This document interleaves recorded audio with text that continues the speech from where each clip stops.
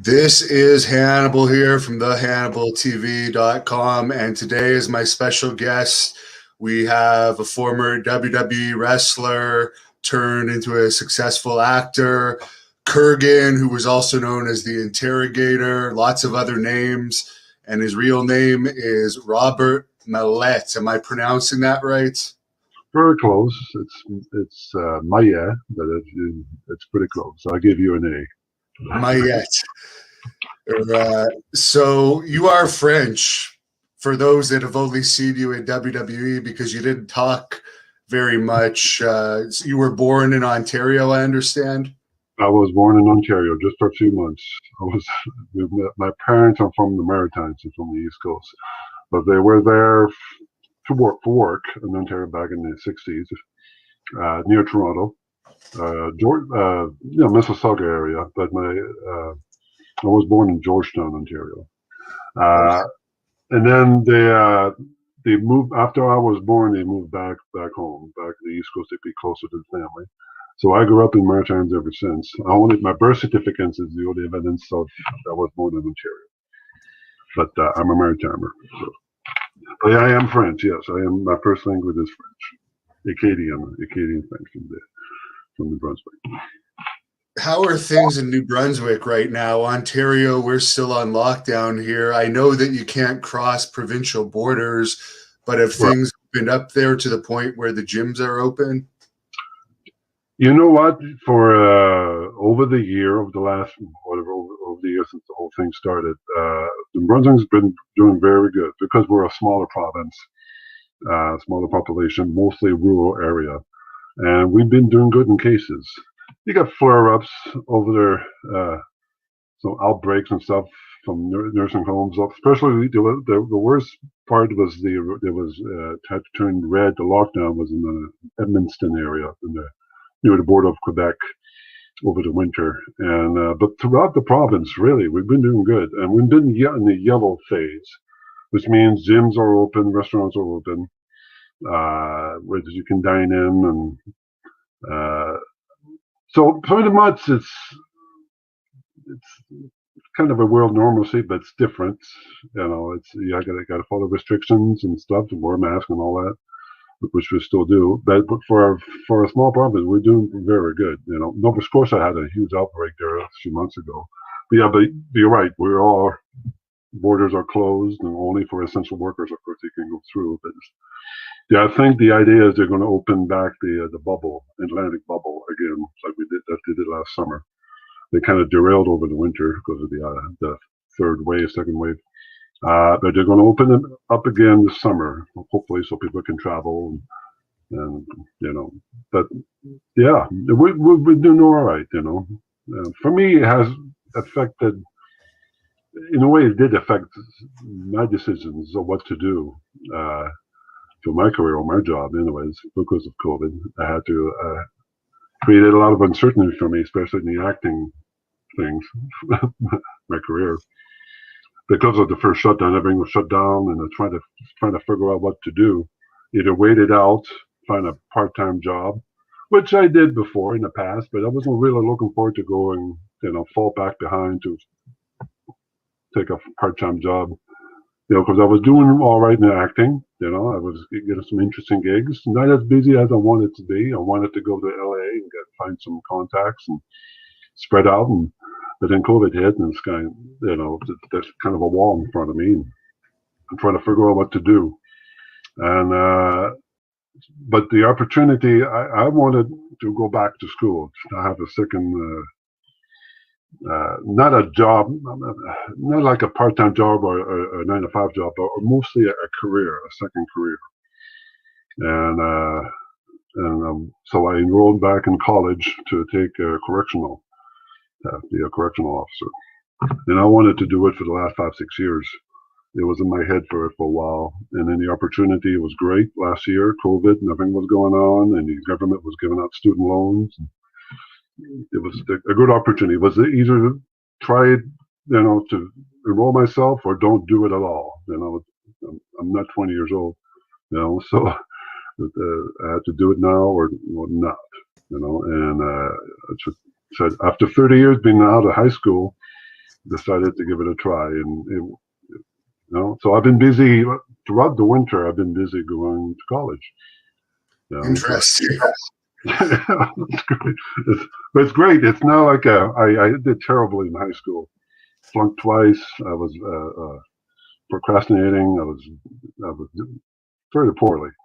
But in the college, it's a different thing because I had the life experience over the years since high school, of course, and I learned and seen a lot, and I did a lot, and so I think I've been a little bit more mature in my decisions.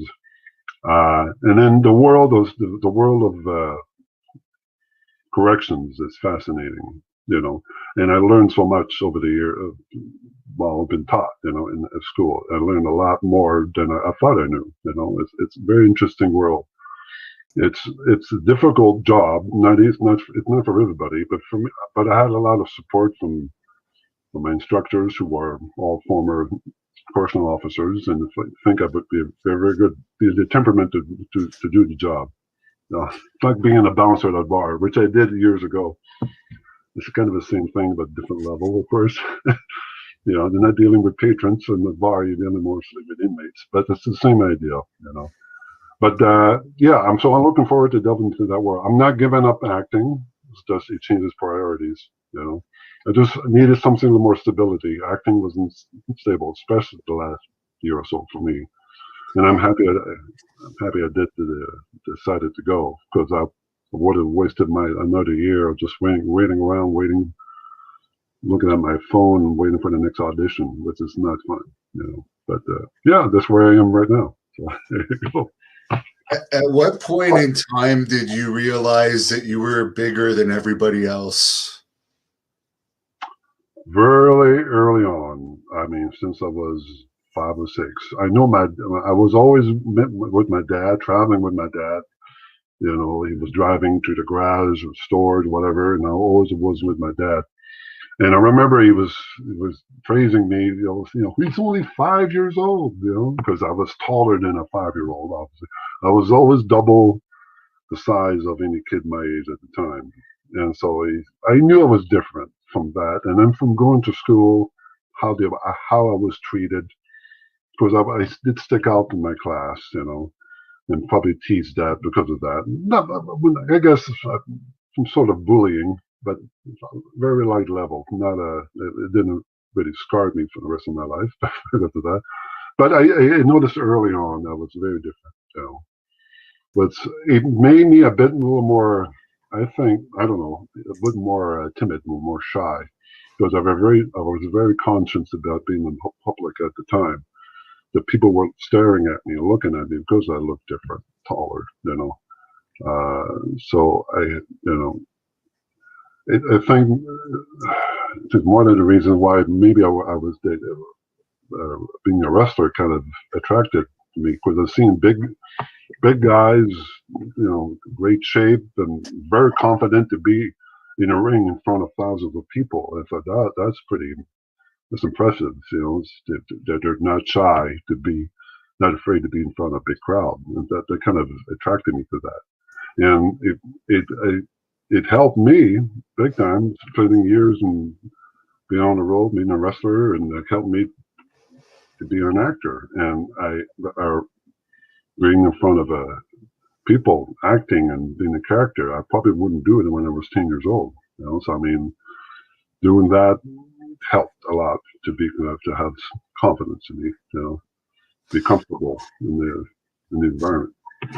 I don't know how popular football is in New Brunswick, but it seems like a football coach, you would have been a dream for them, or a basketball coach. Did you ever play any high school sports or anything like that? Well, my high school, this is was mostly pushing hockey a lot. Hockey was the priority, and I tried hockey. I was very clumsy. I couldn't skate. I could skate, but I couldn't. Very, very awkward. And hockey wasn't my thing. I went to a hockey clinic. I think my dad brought me there, and I was almost crying. I didn't want to be there. In high school, not my high school, no football. No football team. And what else? No, even basketball, of course. No basketball team. I played some handball in the junior school. It was fun, being with the gang, my friends, and traveling to tournaments and stuff. But in high school though was I found volleyball. So I was part of the volleyball team, and I was pretty good blocker. I could block. I would intimidate the other team. I was right in front of the net, and I used to scare them. Even years later, I would see those people I played against.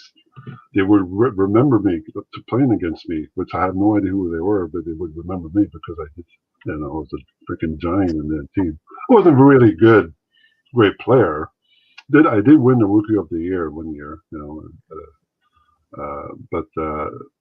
but for me, it was kind of a prelude of my wrestling days, I suppose, being on the road, being with the boys. And that was fun. I remember that. That was fun, being in volleyball tournaments. And that was kind of, I love that. And of course, being in wrestling, you mostly drive everywhere with the boys, so I like that experience. But volleyball, that was, if they had a football team or a basketball team, for sure, I would have tried it. But it wasn't my sports. I didn't understand football at the time. Maybe I still don't. It's not really my sport now. I do like baseball. I watch baseball a lot. But I would have tried it. And maybe I would have hurt myself and maybe wouldn't pursue a wrestling career. I don't know. Who knows? What wrestling did you grow up on? Was it more WWE, or was it Atlantic Grand Prix Wrestling, or was it Lutte International from Montreal? But it was Atlantic Grand Prix Wrestling. That was, and that's the first time I really saw pro wrestling. That was I thought it was very cool, very excited. I don't know how old I was. I think I was 8 years old. And it was on TV every Saturday. And that was pretty exciting. The characters they had, the Cuban Assassin, Leo Burke, and Stephen Pettifall, and the Rip Malumba. So, it was pretty exciting to watch, and then I had an opportunity to go see live shows in the area, in my hometown, with my dad. And at the time, it was crazy. Business was great. It was sold out in a small arena. Very exciting to watch. But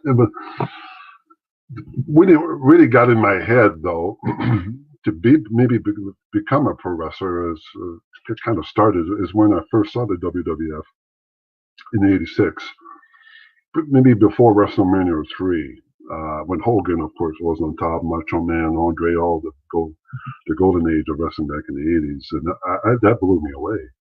It was I was so used to watching Grand Prix wrestling, small arenas and stuff, and then you saw the big time wrestling. It was like, my God, what's this? I never heard of this before. I've never seen this before. It held my imagination, that's for sure. I was, ever since when I first started watching it, I was,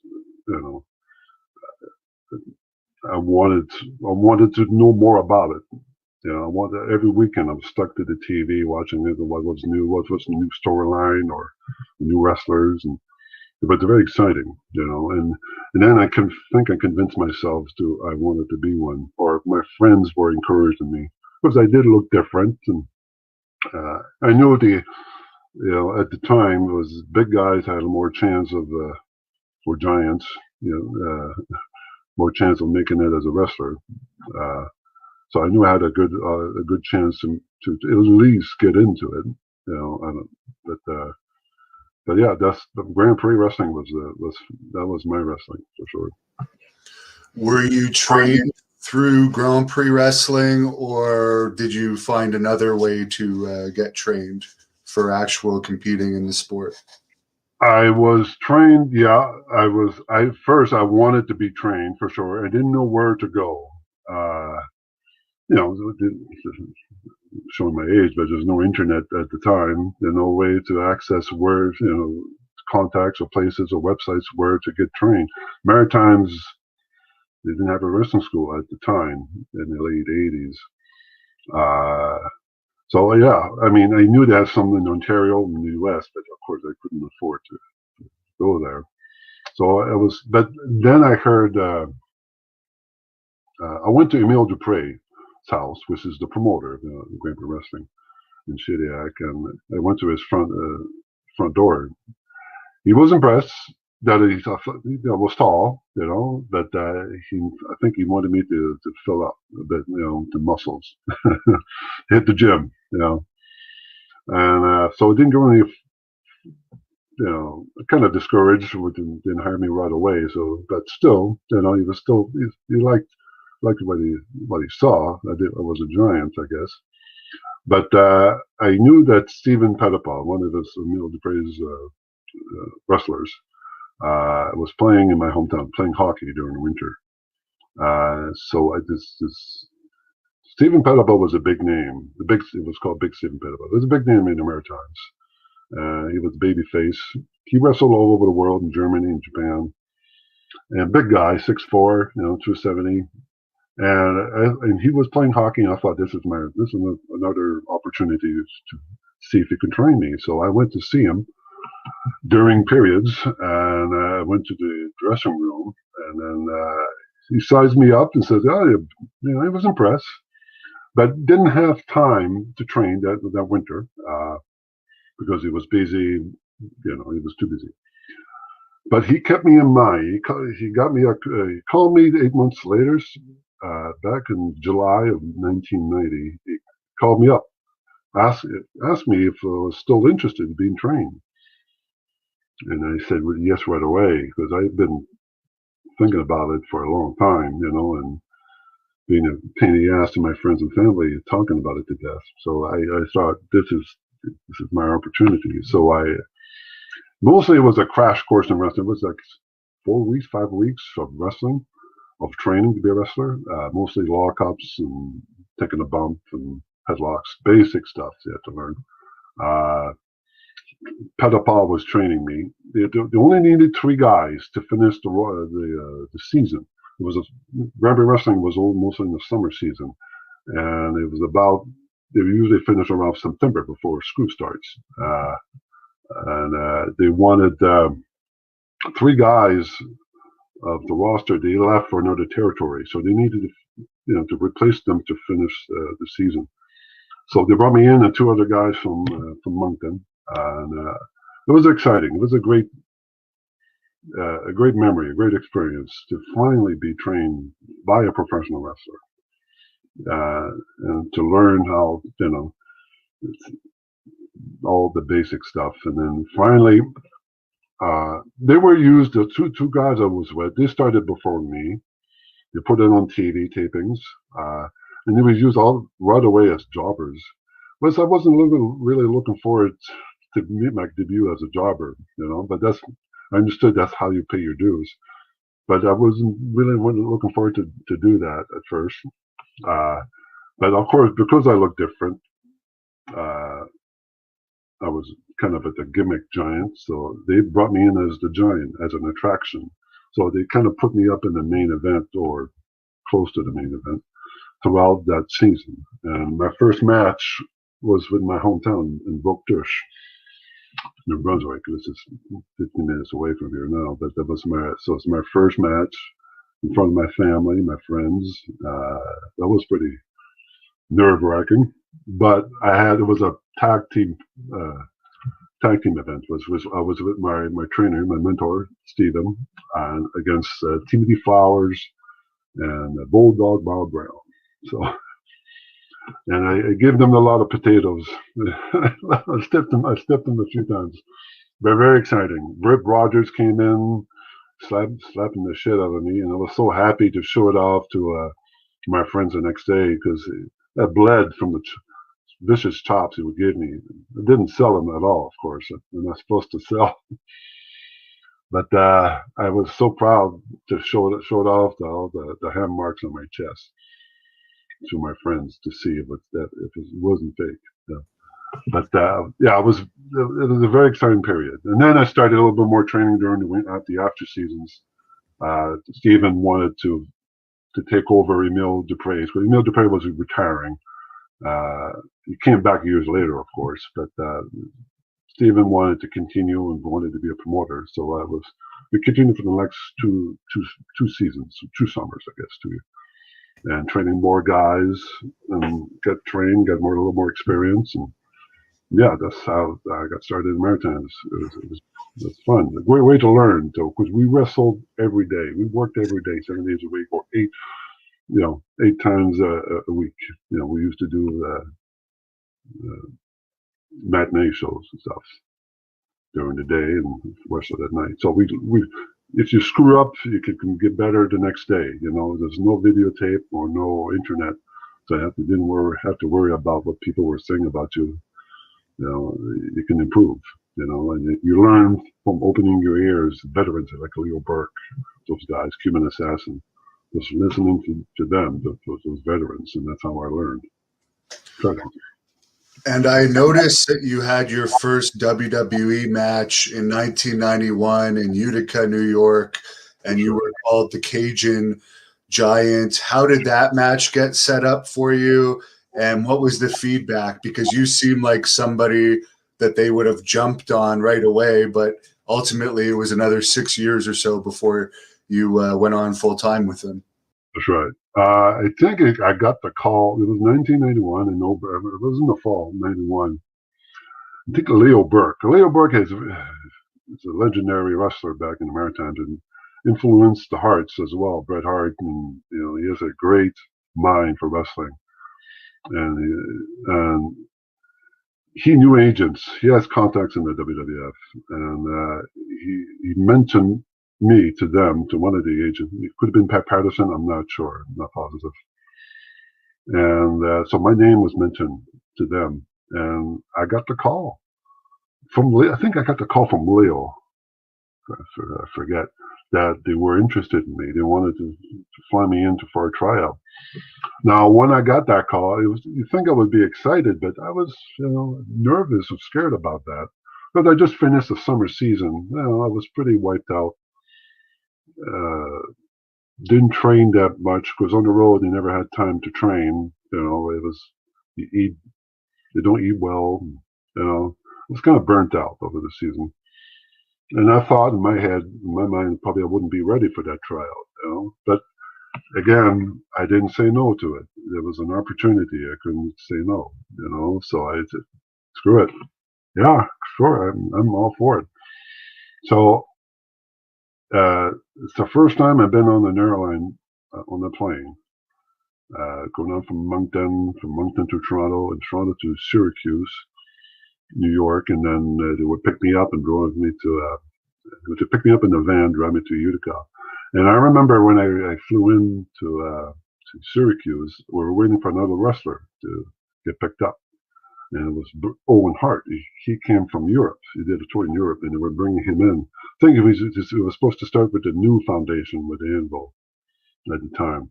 And that was very exciting. The first time I met Owen, we're kind of chatting a little bit in the van on the way up to Utica. And this, as well as my first time in the U.S. So it was like my mind was blowing. It was exciting, but it was kind of fish out of water. It was like, and I remember getting into the building. Backstage, it was over the big crowd at the time. It was a TV taping, and I remember just being backstage. Everybody was there that were on that roster at the time. Everybody, glimpses of wrestlers here. Just looking around, I saw Brett for the first time. I saw Roddy Piper, and Ric Flair. All in this, it's just, my mind was blowing. The Undertaker, which impressed me a lot and was very impressive. Thing had a Ribera jacket, which I always wanted. And then, yeah, it was overwhelming. And then I had a match with Bob Bradley, which, of course, it was a TV jobber. Greg, was a nice man, nice guy. And then we worked out the match, talked about it, and then I was at the gorilla position. The gorilla was there. Asked me what my name was. I told him it was the Acadian Giant, which was in the Maritimes. And then he was kind of grumpy because he was busy. Of course, he didn't want to screw around. He had a headphone, and everything had to be on time, and he didn't want to screw around with me. And so he said, you're Cajun giant." So he just basically baptized me as a Cajun giant. Whereas I guess Cajuns are a long lost cousin from Louisiana, from Acadians, but still, I didn't care. And it was intimidating. You can hear the crowd from the curtains, and then when they announced my cue to go, I opened the curtain. They started to boo. They boo right away because basically, they said, who is that? I had a lumberjack outfit, and I didn't get over with them. They booed me like nobody's business. So that was kind of intimidating because I wasn't used to 7,000 people booing me. But I concentrated, went in the ring, did my match with him, with Bradley. I went over, did a sidewalk slam as a finish.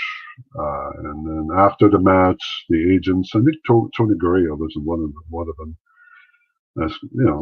They did good, but, need improvements, So you notice I was still green, so that was a bit disappointing. Great experience, be there, but that's not what I wanted to hear. And I think that's what I expected them to hear, I suppose. So I thought it was my last chance, my only opportunity to be with them. So that was a tough try to thing to process. But of course, I did have a second chance with them years later. Do you remember what the pay would have been in those days for having a tryout match like that? Oh, maybe $250, $250. I think, if I remember right. I remember they had a payroll. It was very impressive. The machine, the whole machine of it all. I've never seen anything like it. I'm used to the small arenas, backstage, independent wrestling. And then you go to the WWF, it's the big time. And then I remember a guy was sitting at the table giving up money, cash, to the boys. And he said, "Okay, I'll be in the lineup as well." And he gave me money. He put my name down, and I think it was $250, I think. I'm not sure, but I was happy.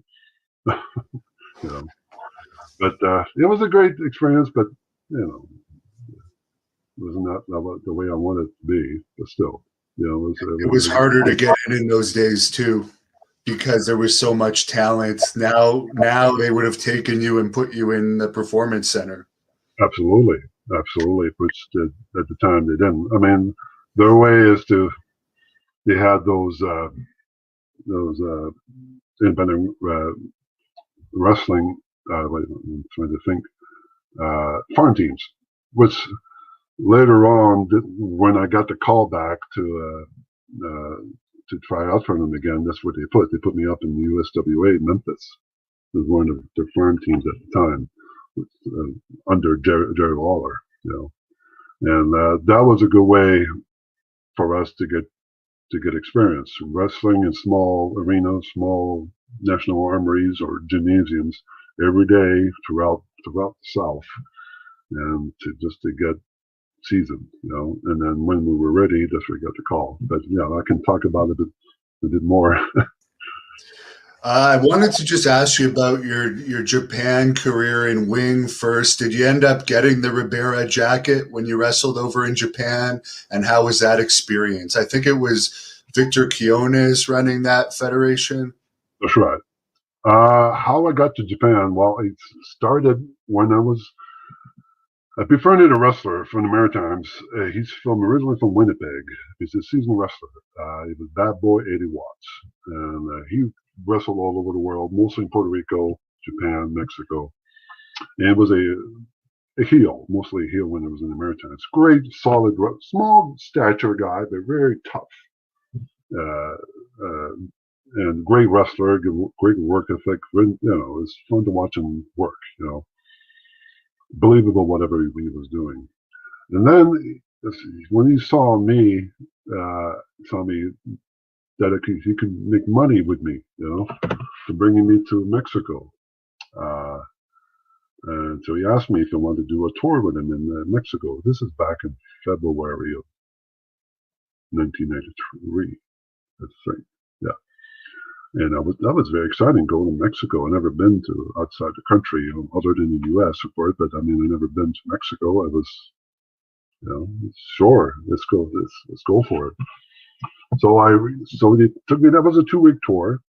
Pretty of the style wasn't adapting to the whole lucha libre style was a bit different. It's not the psychology was a bit different. And the quality of the air was very thin because your elevated sea level above the sea level is pretty high and you couldn't breathe properly. But great experience nonetheless. And I had Eddie with me. He knew how to speak the language, so I was never alone. And Victor, what was it? It was Victor in Mexico. The headhunters were there in Mexico. The headhunters were, of course, managed by Victor Quiñones. And Eddie knew Victor as well. And that's how I got the gig, or I got booked in Japan through going to Mexico. And so first time, they wanted me to go to Japan with wings, and that was very exciting as well. Japan, I thought in my head, here we go. This is my career is taking off. And so yeah, I've been to Japan. I was in Japan. I think it was it was in the same year, 1983. And wings, when you get to wings, it's a hardcore division, So it's a lot of crazy matches, you would see. I remember it was the Leatherface. Was Corporal Kitchener at the time was doing the Leatherface. It was wrestling one of the Japanese guys, and was the bed of nails match. Was the bed of nails surrounding the ring, and he took a bump from the apron, flat bump on the bed of nails. And I remember when backstage afterwards, and his back was because somebody threw darts at him. And I was like, this is freaking crazy. This is insane. I was involved in hardcore matches and gigs and stuff and blood all over. And I mean, it's not my style of matches, and I never care about those kind of matches. But it's nonetheless, it's a great learning experience. I learned a lot, and yeah, I enjoyed. And for the jacket, I didn't get it that first trip. I think I got it back a few years later for the UWA, I think. And we've been to Ribera a couple of times, but maybe they didn't think I was a big name yet. But I guess I had to do a 2-3 times trip to the Riberas to get a jacket. I wanted a jacket, and then I ate like 3-4 steaks. Where I was competing against Juggernaut, one of the wrestlers from the ECCW from New Westminster in BC. Yeah, I've actually wrestled him before. He's a big, like a 400 guy. Yeah, he's very agile for a big guy. And we had some good matches together back in BC. But he wanted a jacket as well, so we kept trying to impress the owner. Eat steak. It's an expensive steak, Kobe steak. So I think half my pay was on that. What's that on that night?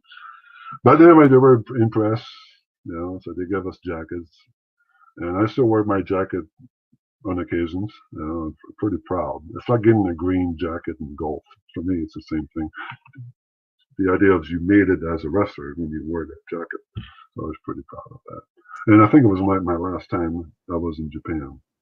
Because I had a feeling it would have been my last. It's going to be my last time because you never knew. So I'm happy I did get the jacket and get to experience a little bit of Japan. I mean, mostly you're on the road most of the time, so I not really greatly enjoyed the country, but I had another opportunity to go. I would be more of a tourist than being on the road all the time. You also wrestled in the UK before WWE. I think your name over there was Giant Goliath or something like that. How was that experience? Well, I never wrestled. I never worked in the UK as a wrestler. I went to the UK as an actor in England when I filmed Sherlock Holmes, but not as a wrestler. Goliath was mostly the baptizing as Goliath in Mexico. Because that was Eddie Watts' idea, because Goliath is biblical from the Bible, of course, and they think the Mexicans could relate to that because they're mostly very religious people, Catholics. So thinking Goliath, they were recognized Goliath. So that was mostly Goliath in Mexico and Japan as well. But I was also Kurrgan. My last trip with them, my last tour in Japan was Kurrgan, because this is after the WWF.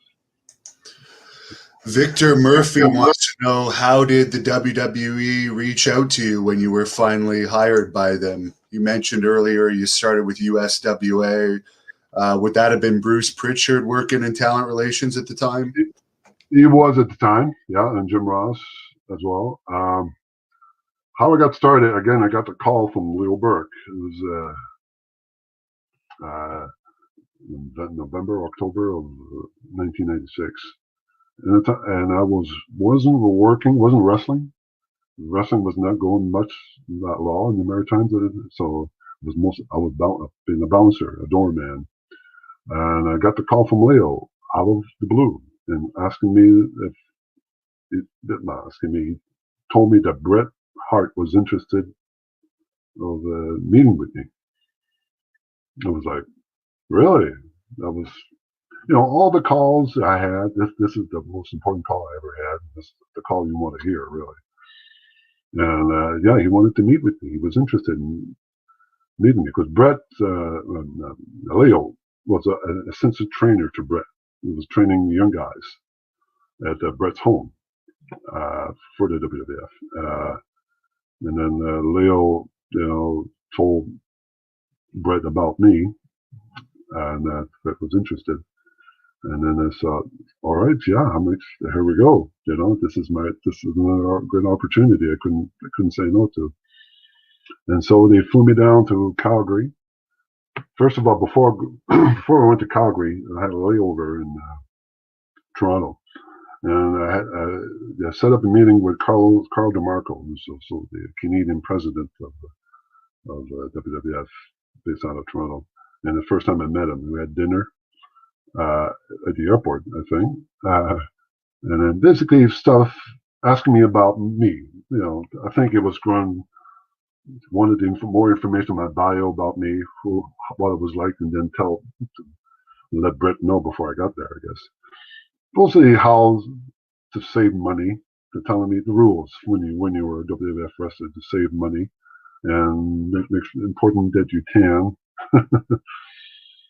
And then just train or work out, stuff like that, basic stuff you need to know.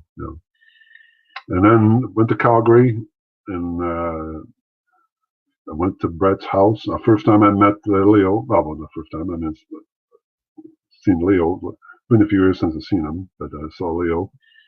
And then we went to Bret's house, and the first time I met Bret at the door. I think he just woke up. He came back from a tour. He slept all day, but nice. I mean, great impression, with Bret. Nice guy, nice man.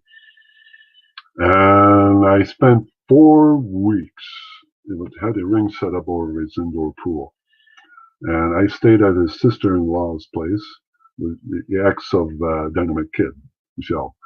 And every day I would go for a few hours to train basic stuff that I learned already, but Leo was doing the training with me, which was great because Leo, is a good friend, a good mentor. And 4 weeks, and then Bret was impressed. Bret was impressed with my abilities, and then I think he called Vince about it. And then I went back home. This is a Christmas break, so I went back home for Christmas break. And then in January or February, they flew me down to Stamford, Connecticut, which of course is the headquarters of where Vince's office is, and that's where I met my partners, my future partners at the Trump Commission. I met Robin Smith, who plays the Commandant, Mike Halleck, of course, Tank, and Barry Buchanan. And I just spent 2 weeks at the studio facility where they had a ring set up. Basically how to work together as a team, double team, stuff like that. And then after that, and it's the first time I met Vince for the first time. This is intimidating. The big boss is the only thing that I remember. I mean, one of the things I remember about it that he was very impressed about my face. He loved my face, my facial expression I could do. So that was a good thing. And then they sent us down to this. Where they sent us down to Memphis to get some more season, more training. Now, of course, they didn't say we're going to be there for 4 months, maybe a month. All right. And then, of course, it kind of extended from there, a month to 2 months to 3 months to four. And there was no guarantee we were going to get picked up. So it was very stressful. I know it's the only way to get in. It was the only way, the opportunity to get in, but there's no guarantee that they could have let us go at any time. They just want to see our progress. They send the agents down, Pat Patterson down a couple times to see how we were doing. I was still trying to learn how to work as a big guy, trying to understand my gimmick, my role, and trying to get over. And there's some matches I did was great, had some great moments, and some, needed to be improved, But and then at the end of 4 months, there was a bit of a power struggle between Jim Ross and Pritchard. Pritchard, I don't think he cared for us. He wanted guys like Shawn Michaels, established names, not fans of new people, new faces, I guess. He wasn't a fan of us for some reason. But Jim was a good supporter, and Brett was a great supporter as well. Brett was still high up in he was very well respected in Vince's ear at the time. So it was a power struggle between us, and at the end of 4 months, they decided not to continue with the Truth Commission. It was a pretty big disappointment, So they went back home. This is 4 months where no internet access, no internet at all. And of course, didn't see my fiance. We were about to get married. But basically, when I got home, I got married the next day. So my wife was preparing the wedding. So it was 4 months away from home, from family. It was tough. But so I was pretty happy to get back home. But it disappointed me because you spent 4 months of great experience, but it didn't really get you open the door in the WWF. But I was in the middle of my honeymoon. I got the call and then Bruce Pritchard called, asking if they were still interested in us. They changed their minds. So they give us another chance, a last chance to impress them, I guess. And so they flew us down I had to cut my honeymoon short, go back home to get ready. There was a TV taping in Detroit, Michigan, and was filming Monday Night Raw. And we had a dark match booked. And so we flew to Detroit. It was a 6-man tag. We were wrestling against jobbers, but one of them was Rhino, before it became Rhino. And it was good. I mean, it was a nerve-wracking wrestling. Finally, this is the only do or die moment. And we came out, we did what I was supposed to do, what my team was supposed to do. We knew what we were doing. Did the match, got over. Afterwards, they were happy. What I heard, they were happy with the match. They weren't happy with Mike Halleck. Mike Halleck had some heat in the office because he was a mentor years ago, and he had some bit of a heat thing at the time in the office. So he was already in thin ice. So they replaced him with, they brought in Luc Poirier from Quebec City. Luc Poirier is a veteran wrestler. Most of his career out of Germany is Rambo. And Mike was very hard to get along to. We didn't mesh personality-wise. So it was very hard when I was with Mike. Very negative sometimes. But when we brought in Luke, totally changed the atmosphere. We gelled right away. He's French, talk French. Nice man, nice guy, easygoing. And that's where we signed our contract for the first time. It was a 2-year, third-year optional, and that was great, great period, great moment. It's very exciting to start my career finally.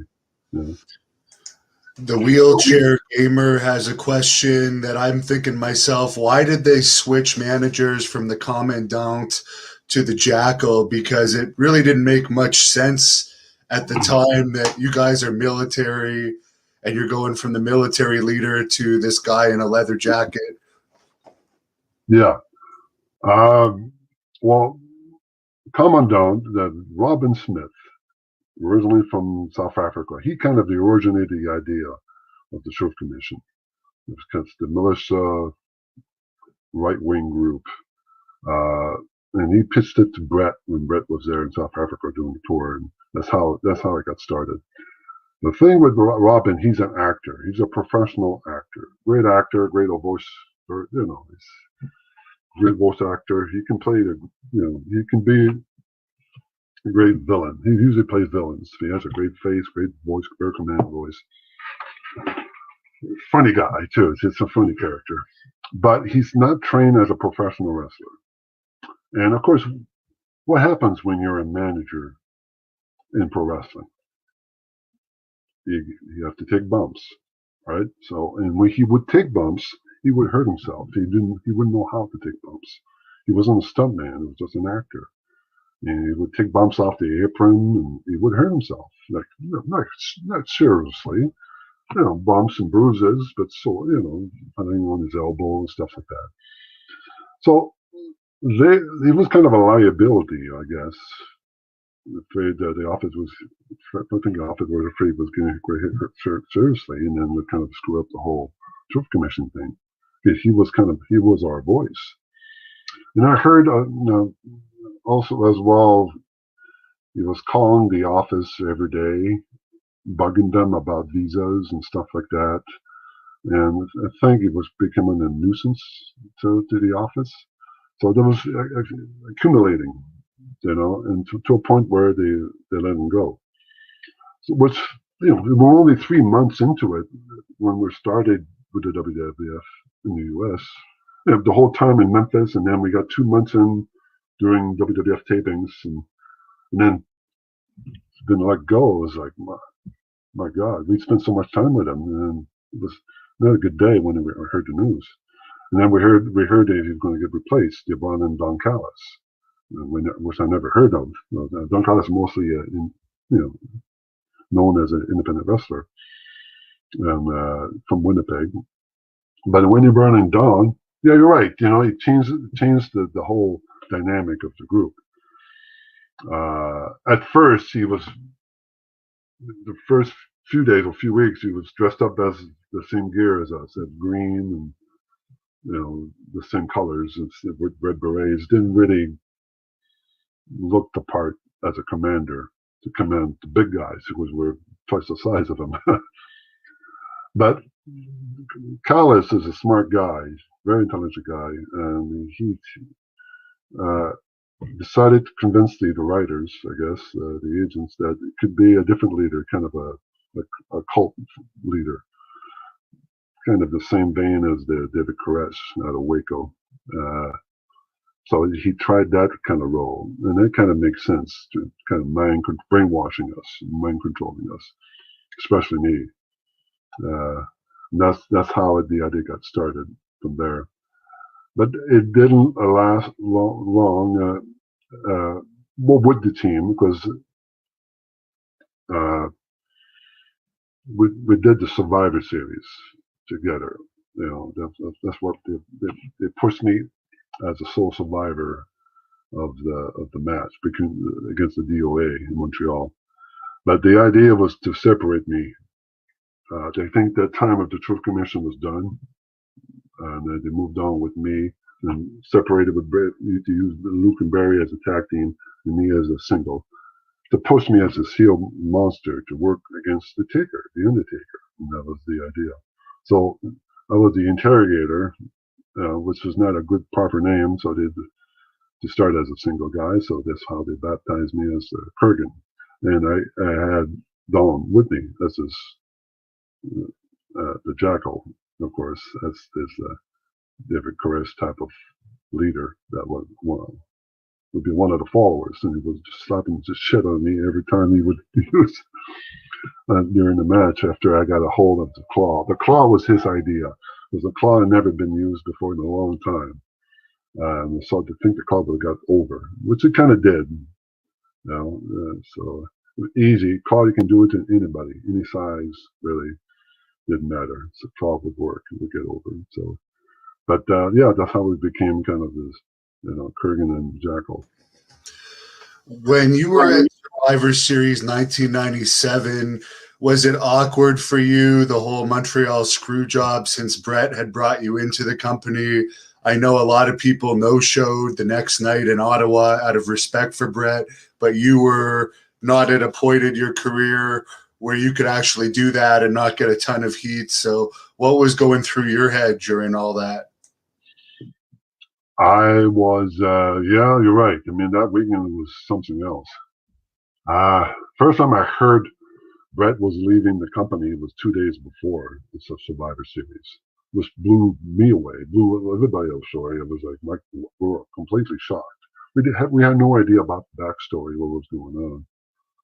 And so going to WCW, my God, And Brett was a mentor. He was a supporter of us, and we're going to lose Brett. I mean, Brett helped me a lot to get in. So yeah, it's tough to digest that. And then we did our match Sunday night, Survivor Series. We did our match, and we decided to stay after our match to watch the main event with Shawn and Brett. Just because it was Brett's last match, and I think it was important for me or for us to be there. So we stuck around watching in the backstage in the monitors, me and Barry, and we saw it was an intense match. I remember, Vince was in ringside, so I knew how important or big that was. It was a big deal, and it was pretty intense. It was a lot of very physical match, and then it came to the end of the match, which we knew it wasn't part of the match. It was something was going on. You can see the facial reaction of Brett, Vince, and Shawn. It was not supposed to happen.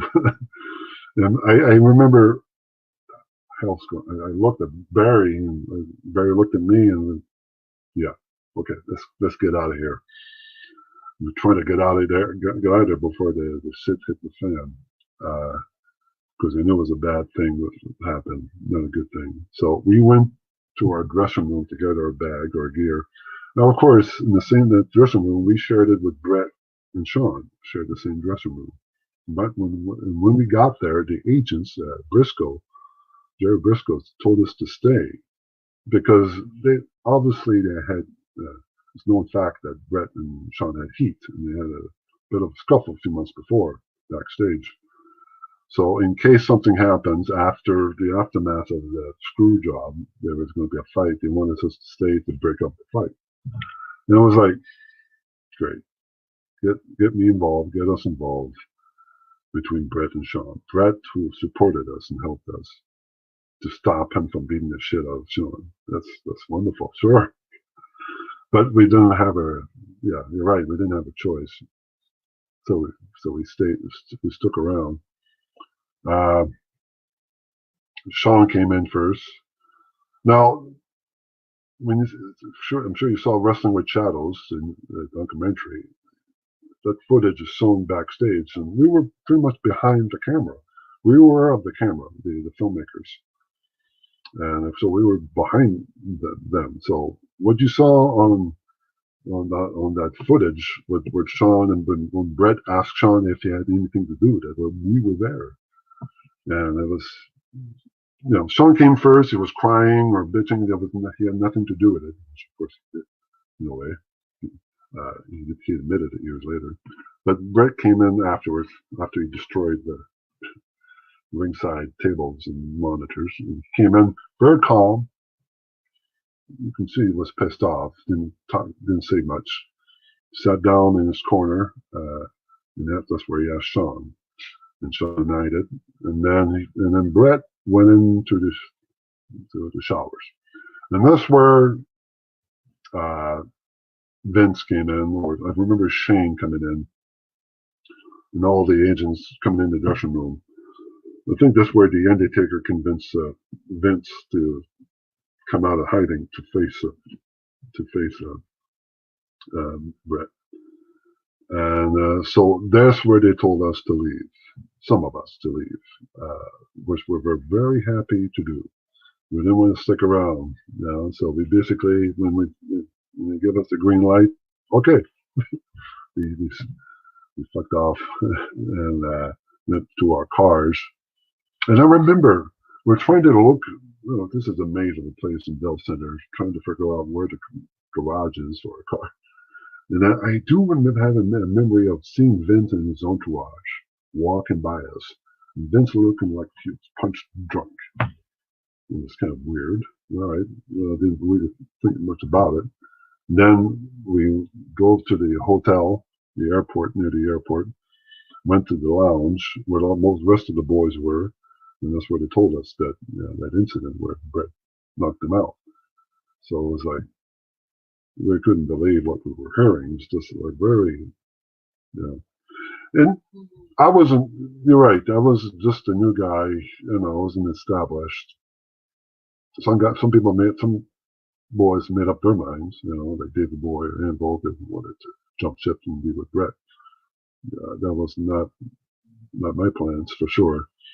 It was a bit uncertainty what would happen to us because we lost our supporter. The aftermath, our future, I guess.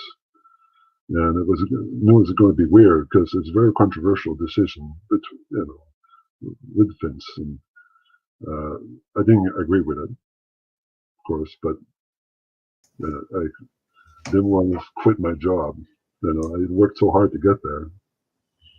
So, Exercise in Freedom says that Bruce Pritchard said on his podcast that Vince saw your wife and you dancing at a party, and that's where he came up with the idea of you being with the Oddities doing the dance. Is that true? And what is your thoughts on the Oddities characters that group you were part of?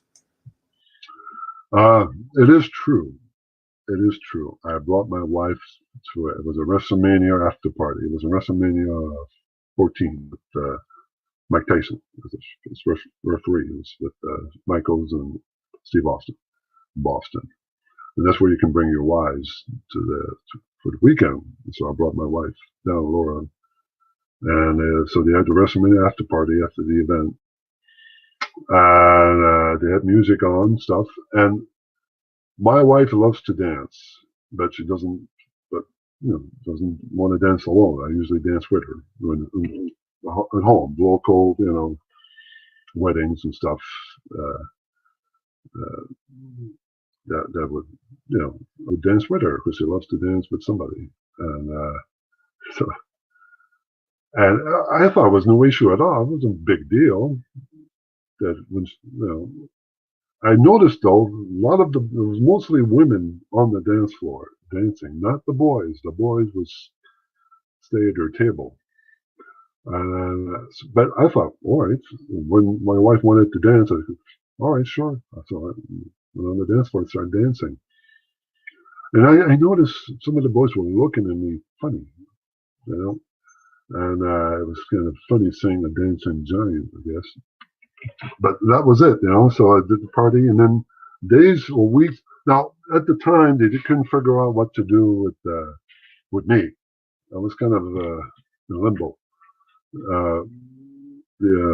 This is after my push with the Kurrgan and Jackal didn't really go far as the direction they wanted to be, so they couldn't figure out what to do with me. They put me with the Oddities. Now the Oddities at the time was with Jackal, so it was still a heel faction. They brought in John Tenta. That's where I first met John, and Luna, and of course Silva, Giant Silva, and It was kind of a heel team, I guess. But I was with them, but they couldn't figure out what really to do with me. And then you're right. I think that what Vince uh, saw me dancing. He couldn't get it out of his mind for days or weeks. The dancing giant. Saw me another aspect of my personality.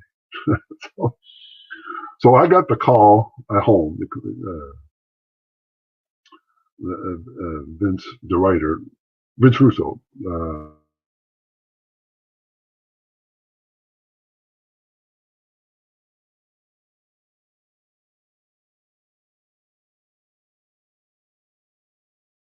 I think would be Vince, right? So the boss. So my God, Vince never calls either. So I was like, what the hell's going on? So I answered the phone, and of course it was Russo. And then he started pinching me the idea of the whole dancing oddities, fun-loving group, partying and want to have a good time, a bunch of freaks, and then and when he was doing it, pinching, I remember I was like, "What the fuck is he talking about?" I was going to say no, but it would be foolish for me to say no, because if I would have said no, they weren't going to let me go for sure. So I said yes, but but really I was saying no. So yeah, and then how they introduced the oddities was basically to TV taping within San Diego, and that's where the whole I had to sing Miss America. There she is, Miss America, and Pat Patterson basically all day trying to help me how to project it, how to act, to sing, help me to sing and be outgoing from the ramp, from the gorilla position to the ring. We rehearsed it. I had like a few hours to learn the lines. Sing in front of 1,000 people or millions of people on TV. It was like a lot to process. Wearing tuxedos, being a giant, and it was out of my character for sure. Because it was known as Kurrgan, of course, as the monster, and now all of a sudden he's a fun-loving guy, giant. Didn't know how to process that at all. But we got over though. First match, first thing when we got introduced, sang it in front of a crowd, and it got over. It was funny. And then we got more bookings out of it, and we got a SummerSlam gig out of it as well, pay-per-views. And we got over it. We had great music too, with ICP. Even though they were hard guys to work with, great music, great intro. Over time they put Sable with us. But Sable was over like $1 million at the time, and then they put Sable with us. This has helped us a lot. We got the rub. But yeah, that's how I got started. Dancing. There's a bunch of people that want to know your thoughts on working with ICP, some more details, and also John Tenta, who sadly passed away. I saw you actually wrestle John Tenta in Montreal on a show you did for Jacques Rougeau. I think it was in the late 90s, and that was one of the last time you wrestled, I think. Well, you know what? It's the last time I saw John. Yeah, it was. He turned on me. Jacques wanted something that he would. Did I turn on him or turn on me? I forget. I think he turned on me. He gave me the big ass bump there at the end of the match, and it's the last time I saw John. It was, I think the year 2000, 2002, 2001. So last time I saw him live, really. I didn't know he was sick until he passed away. So, and no, John was great. It's a big teddy bear of a guy. He had a big smile. He can get quickly tempered. He can get pissed off pretty quickly. And it's like a volcano erupting. It was something else. I remember. He was into the whole oddities thing, the mask, the whole Cartman. I think was one of his ideas, bringing Cartman, and that got over big time for sure. And he wanted to work. We watched the Steve Martins and Dan Aykroyd, the Wild and Crazy Guys videotapes. And, we rented it at a Blockbuster somewhere in Los Angeles, and we watched it on a VCR in the hotel, trying to get into our characters, So he was really into it, the whole thing. But no, we great, he was a driving buddy. And I learned a lot from John. He's a very experienced, of course, a veteran. He's been through a lot. A great career. Started with wrestling with Hulk Hogan. I remember we were supposed to work with Too Cool, which was Brian Christopher and Scott Taylor, and we were kind of married with them for a little while. But great guys to work with. It was the comedy match. It usually would be the first match of the card on house shows, but this time was a TV taping. And then, of course, when we found out we were going to work together, we were all gathered together to talk about our matches, how to construct a match. And Christopher, it was kind of a bit of an arrogance sometimes. It was like that in Memphis. My experience with him, because he was the top guy, so he was kind of full of himself. But then started to talk about a match, and he didn't give me some spots to do, give Scott some spots to do. And when it came to John wanted to do some stuff, and then he ignored John. Basically, we'll figure it out in the ring. Something like that. It was pissed off John big time. Very disrespectful. Because John, like I said, John is a veteran. He wrestled Hogan in the main event. It wasn't a nobody, and so John took it to heart, pissed him off, and he got pissed off right away. He wanted to basically showed everybody, all the boys in the back, that he was not happy that Christopher pissed him off. And Christopher was afraid, was scared shitless. Even Taylor too was scared because he was associated with Christopher. Thought he was going to get hurt too. And then even Jim Ross went up to Christopher, asking him, "What did you do? What did you do?" Sorry about that, the dogs. What did you do to piss him off? Anyways, so I didn't know what to do either. Basically, let John do what he wants to do, to get his respect back. So when he came to the match, I had some spots to do. That basically John tagged me out, and John took over. I just was in ringside, just watching him go. He didn't hurt Christopher. Of course, he's a professional. But he didn't give him anything at all. Didn't give him anything to shine. Basically, John took over, and that was it. Slams, clothesline, elbow drop, leg drop, whatever. Basically, a glorified squash match. So, but it was a curtain sellout. All the boys were watching in the back.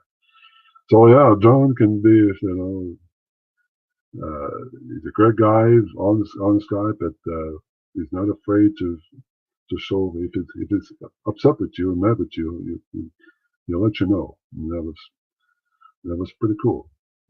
And ICP, well, like I said, great guys, give us good music. They were over big time, but they were hard to work with because we were supposed to have this pay-per-view Rock Bottom in Vancouver, because the ICP turned on us and it's aligned with the head shrinkers and Monday Night Raw, and then so that was a kind of our big match, working or get our revenge, beating up the ICP, but then ICP decided to quit, not to be part of the pay-per-view because it would look bad to get beat up by us. Their management weren't happy with that, so they decided to quit. So basically it became, it's not just another match. The head shrinkers and oddities. That was a real special match. The whole build up to it didn't lead to anything at all. So that kind of pissed us off. But it's what it is. I know you were wrestling for Jacques Rougeau in recent years, here and there. Would you consider yourself retired now, or would you still come back in there if WWE or AEW made you the right offer, because you still look like you're in top shape? I I would say so. I think, I always have a match in my head, or one last match I like to do. My mind says that, and my body says maybe that's not a good idea. No, I am in my age in good shape. My cardio has never been up better than it was before. I run almost every day. But the wrestling, yeah, I don't know. I was always a careful guy, careful wrestler. I was never a high flyer, and I was always cautious. And then over the years, I was afraid to get hurt. Even though you do get hurt, I got bumps and bruises along the way, but I never cared for that to get hurt. Especially if I started to wrestle, do another go around, come back. I'm 51 years old. No, I'm not 20 or 30 years old. So it takes if you hurt, basically if you hurt yourself, it takes a lot to recuperate. And I can't afford to hurt myself, especially with the careers I'm doing. My other career, acting career, and my other career at the corrections. Uh, it's I don't. I think I proved enough. I think I proved myself, or I went as far as I could. I went as far as I could with it. I did the best that I could with my abilities, and I was very lucky, very fortunate. There's some great opportunities out of wrestling that brought me into the acting. Wrestling, like I said earlier, held my imagination. Uh, it really doesn't anymore because I don't follow wrestling. I don't follow the new, Monday Night Raw, all the new wrestlers and stuff. If there's a baseball game during Raw, I'll watch a baseball game like that. It doesn't hold me like it did. I'm still a fan of it, mostly watching older matches from the 80s and 80s, the time I was there and the time before I was there, or before that, or, I'm still a fan of storytelling or great matches. I like to hear the crowd. It was tough to watch wrestling when I did have a chance to watch wrestling when there was no crowd, mostly TV monitors, like or George Orwell thing going on, bizarre. But I understood they still had to do matches during the COVID thing, but it didn't interested me at all. And I lost, like I said, I don't have the passion for it anymore to do another career. Maybe one or two matches. In the past, I was invited to go to be part of shows, like independent shows out of Moncton, just to show up, make the save at the end of a match, do a double choke slam, and do a little dance, and get the crowd up, get a good pop out of it, and get a pay out of it, and without putting my wrestling boots on. So, yeah, if they would offer me money, WWF, I doubt it. I don't think they will, so I'm not holding my breath for that. Now, of course, you worked with Robert Downey Jr. in acting for Sherlock Holmes. You were in 300. How did you transition from a wrestler to a professional actor? And obviously, you've been in some huge movies, so it's pretty impressive, the transition that you did make. Well, it really started with Rougeau, in a way. Started with 300, and 300, big Hollywood blockbuster, was shot in Montreal. Studio Montreal, and they wanted somebody, a big guy, who can do his own stunts, like a stunt actor, to play this big fight scene in the movie. Against Leonidas, the hero. And so they were scouting for big guys. And they went to Rougeau first with the local stunt guys for the film. They knew Rougeau out of Montreal. So they went to see his school, went to see Rougeau, because they knew they thought a wrestler would be a perfect fit. Big guy can do his own fights. So they brought him a couple guys, big guys, to audition for it. Didn't work out. And then Rougeau added my name to it. And I remember getting a call, called my home, and I left a message. And when I heard the message, they didn't say what the movie was. They said it was a film. They were doing a filming in Montreal, a movie, and they were interested with to be a part of it in the fight scene, in the sword fight or something like that, battle. And that didn't really capture my imagination on the message. Movie in Montreal was, you know, it didn't say what kind of movie, what studio it was and stuff. So I thought it would be a low budget movie. I was working on my job. I had a full time job as a musician.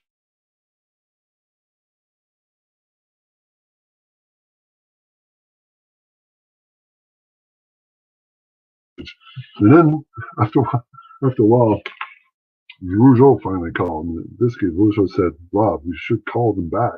It's Warner Brothers." And of course, those two words, Warner Brothers. I know how big they obviously Warner Brothers is Hollywood, big studio name.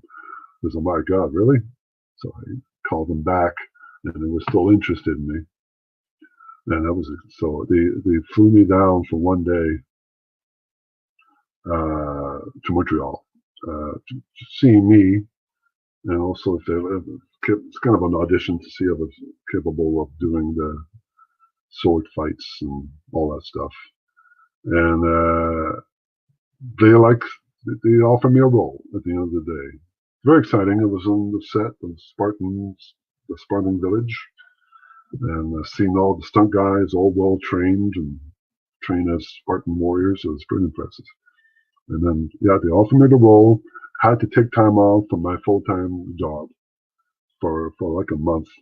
And it was with my boss, you know, basically told me was happy for me to take the time off.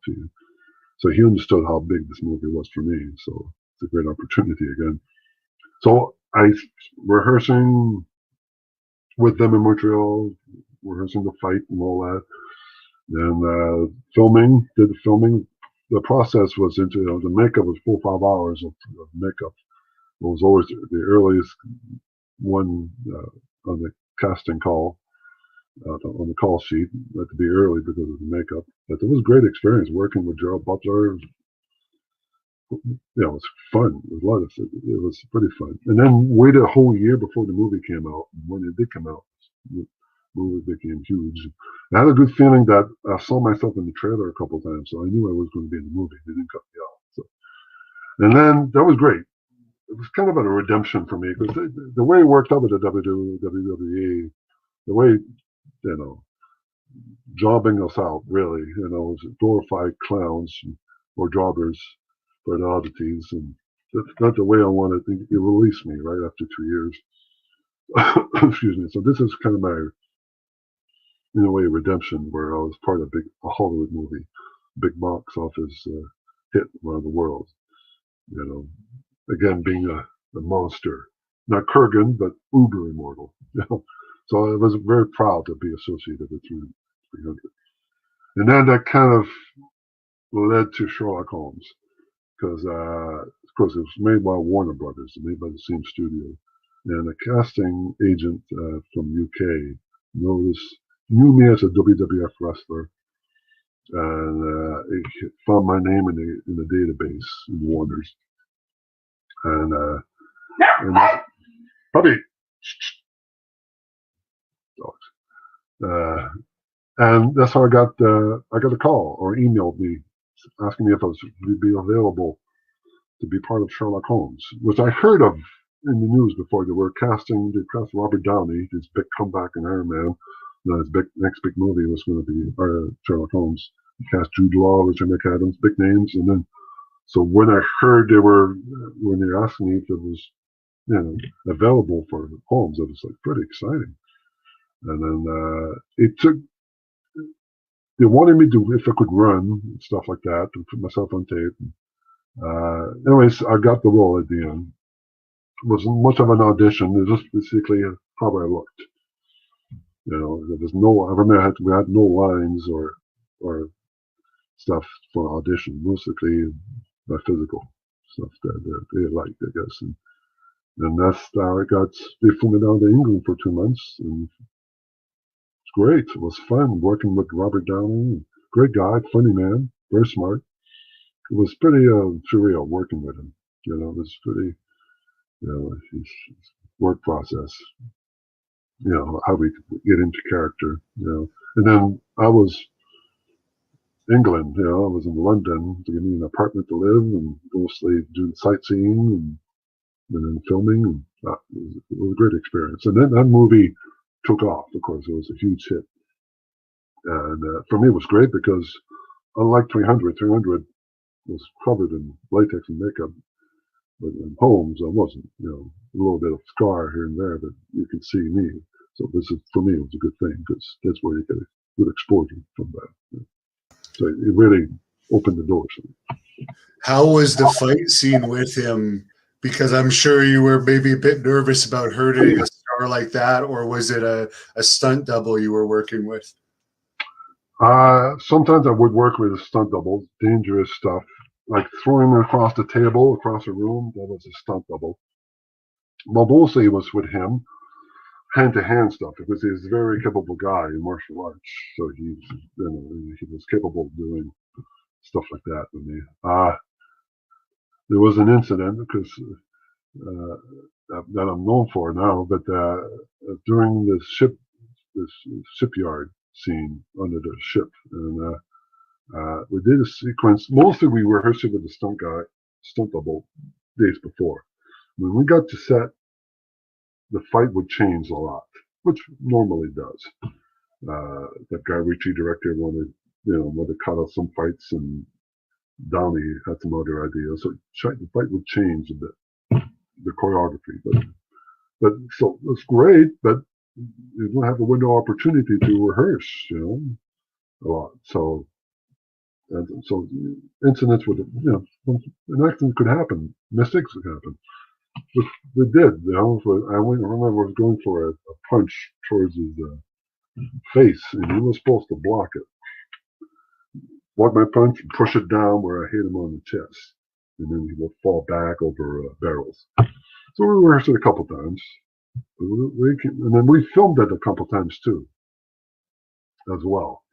But when we came to another take of it, and another take on that sequence, he forgot to block for whatever reasons, which happens. They forgot to block. But in my mind, I couldn't fake it. I couldn't. My punch was already going. I couldn't stop it in time. But blocking it was be at the last second. So so I kept going, and he forgot to put his hands up. So I hit him right in the chin, and I felt it. I knew I hurt him. I felt his chin, and it was not a good feeling. He fell, and then he was on his stomach, and the crew thought he was acting part of the fight, but he was dragging himself, and I saw blood come out of his mouth, and I was chasing him, basically asking him, "Are you okay? I'm sorry. Are you okay?" So everything was fine. He just cut his bottom of his lip. There were, and then what saved me, it wasn't caught on the big cameras. It was caught on a camcorder his trainer had. The fight choreographer, he taped it where you can see the punch, and basically got me off the hook. It was just an accident. So I thought I was going to lose my job. I can't get out of it. But put some ice. You were a little afraid about the swelling, so put some ice, stop the bleeding, and then they continued with the fight. Rest of the night, they took him to the hospital afterwards and got some stitches, 5-6 stitches. I felt terrible. Felt bad. Not that to hurt anybody. I'm not known to hurt anybody. Accidents do happen. I did hurt people in the ring, not on purpose. But so the next day, I was in the makeup trailer, putting makeup, and then he comes in. Well, I saying a word. I was going to say good morning, but he comes in and put a gift box on my table, and he threw it off. All right, okay, whatever. So I opened the box. It was a nice bottle of champagne and a card. You can basically personally wrote in saying everything else all right, everything's cool. Let's finish the rest of filming this week and blah blah blah. Basically to encourage me or to lift me up. I knew I felt bad, so it was nice, very classy thing for him to do. So, but it went viral. It hit Entertainment Tonight in the States and Canada. And basically, the title was Iron Man gets knocked out by extra. This is kind of insulting because an extra doesn't. All background actors. They don't have physical. They don't interact with the actors. Stunt guy will be. I'm always okay with 300-pound stunt guy. Which technically I was, I suppose, but not an extra. But it was good. Good publicity. It was great publicity for him, for the movie, and for me. I was mentioned in the Late Show, David Letterman. I did some interviews. Warner Brothers flew me and my family to Montreal, put us in the penthouse the week before the movie's release. Did like 20 interviews. Mostly the first questions about that incident. So at the end, that was a good thing. Also, nobody got really, really hurt. So that's what mattered. Downey continues with his career, so he's fine. Yeah, his career has been doing just fine since then. Yeah, I didn't really do any damage about that one.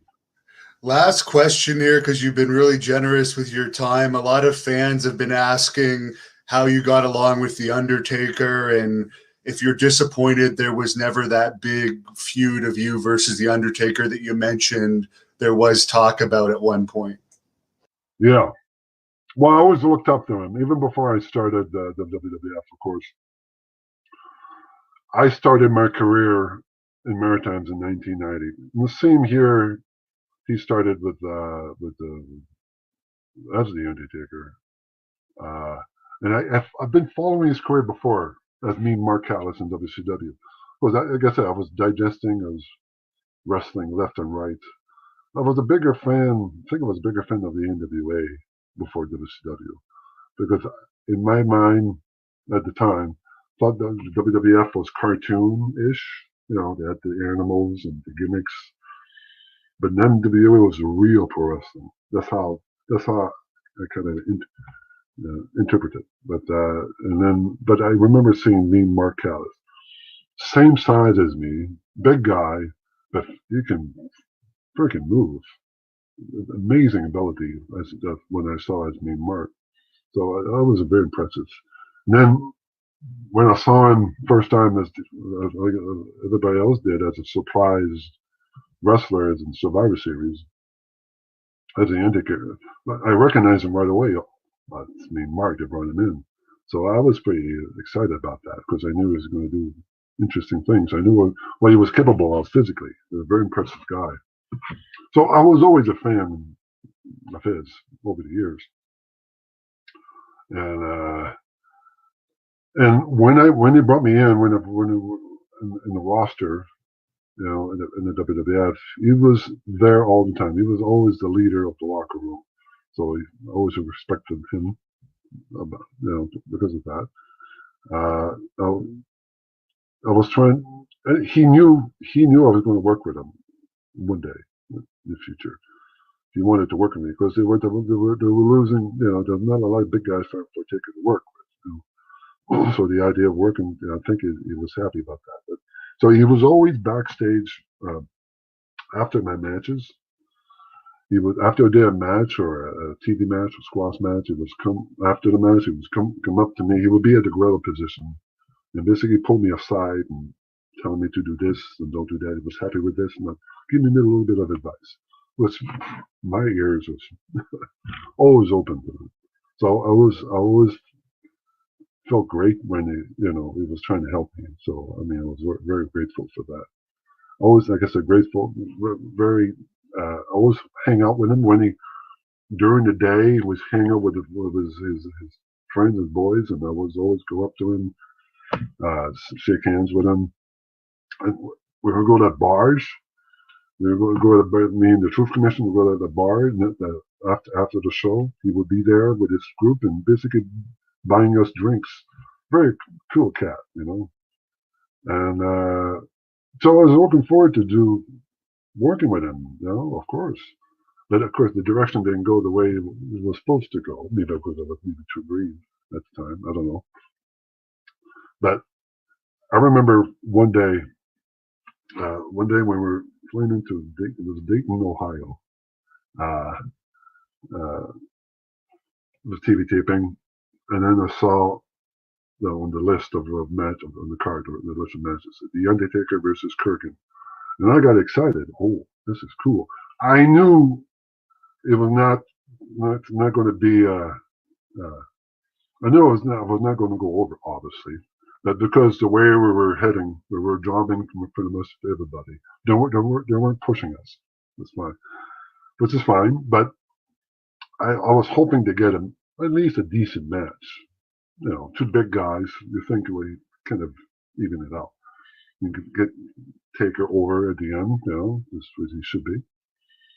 But so I was getting excited, and then when it came to talking about our matches, with the agent Briscoe, I think, and Taker, basically our time was 5 minutes, so including intro. So I knew right away that's not going to be the match I wanted to have. But whatever, I did the best that I could. He wanted, of course, his finish is the tombstone, and he looked at me basically. He knew he didn't want to do the tombstone because I was too tall. Which in my head I was kind of happy, I didn't want to take the tombstone either. But I did mention the choke slam. Well, you can choke slam me, and he didn't think I could do it. He didn't think I could jump for him, which I never took a choke slam before, so but I knew I could do it. So okay, choke slam then. A couple spots, flying clothesline, blah blah blah, punches in the corner, throw me in the turnbuckle, and come out and choke slam. I asked. So after I talked to him, I asked. Before the match, I asked all the wrestlers who took choke slams, like Edge, Christian, veterans of taking choke slams, asking them how to do a proper choke slam. So, all that leverages and pushing, timing, all that stuff. So, but when the time, and the match was short, but it was very memorable because I've been so used to watching the Taker, his intro on TV over the years, his famous ring entrance. And then all of a sudden, I go in the ring first, and then Taker comes out with the lights down, the smoke, and then the bong and the music, and I was like freaking out. I was marking out. So, there was a holy Christ! I'm in the ring. I'm not on my living room watching TV. I'm in the ring, and he's going to work with me. That's intimidating. But the match was short. I got up for him though, for the puppies. I hate dogs. I jumped for him big time for the choke slam. I did as much as I could, and I remember I got a good pop out of it when it took the bump. And at the end of it, they destroyed the oddities. They suspended, basically the Ministry of Darkness destroyed the oddities, and that was that. And then after the match, Taker came up to me and said he was happy. Didn't think he was impressed that I could go up for him. So that's why I wanted to leave a good impression. The idea of coming back down the road, not to forget me. Show them that I could work. I can take up. I'm a good bumper. That was the idea. Yeah. For fans that want to follow you, I know you're on Facebook at your real name, which the fans could look up on your profile here, but is there Instagram, Twitter, or anywhere else they could look you up? There is, my fan page on my Facebook for sure, and also I am on Instagram under my name that I just started maybe like a few months ago, and I am on Twitter. I don't go to much on Twitter because three social media thing at the same time is kind of too much for me. So I stick to Instagram and Facebook. But you can follow me. I usually post pictures and stuff and news updates and stuff like that. Yeah. Well, thanks again for talking to us and giving such great answers. We didn't even get into many of the fan questions, so maybe down the road you'll come back again. But I really appreciate it, and I'll let you close this off with whatever you want to say to the fans. Oh, well, I'm very lucky, very happy, that I have fans. I'm very, very fortunate that people have been following my career over the years, from wrestling to acting. And so, yeah, thank you for being there for me. And I'm hoping I'll do more film work and in the future, and more interesting stuff. And I hope you'll be there for me, and keep safe, and just be careful out there. It's a tough world, but hopefully be healthy, and hopefully everybody will be happy.